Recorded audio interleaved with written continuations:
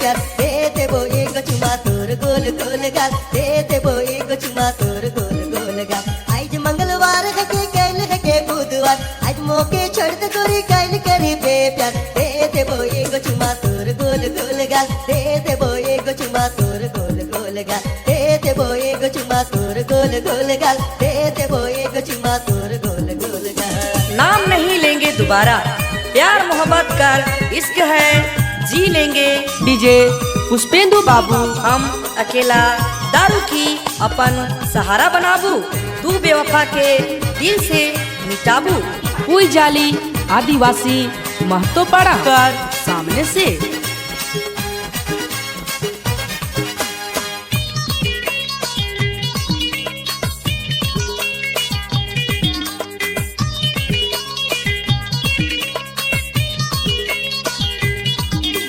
कुंडा से आबे गोरी मारुति से जाबे ठीक 4:30 बजे सुजाता में मिलबे।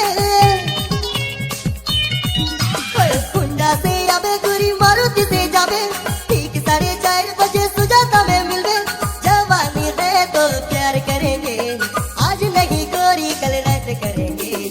आज मंगलवार है के कैल है के बुधवार आज मौके छोड़ दे गोरी कैल करी बे प्यार दे देबो एगो चुमा तोर गोल गोल गाल दे देबो एगो चुमा तोर गोल गोल गाल दे देबो एगो चुमा तोर गोल गोल गाल दे देबो एगो चुमा तोर गोल गोल गाल।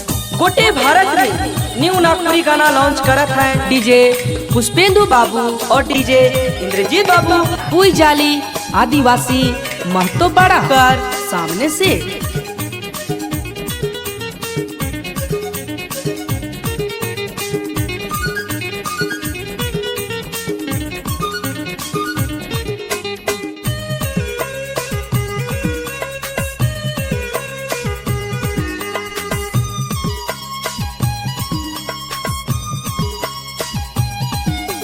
जींस में आना गोरी साड़ी में नहीं आना चश्मा लगाए अठे लाली को लगाना।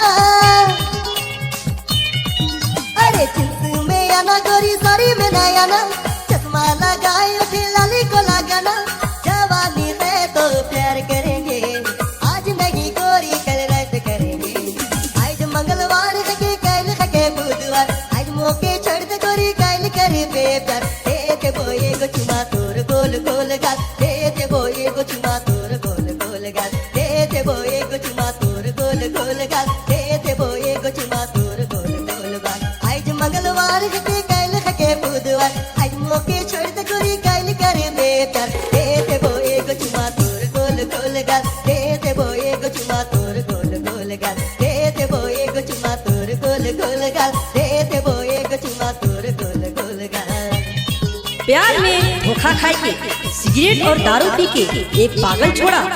गाना मिक्सिंग करेला डीजे पुष्पेंदु बाबू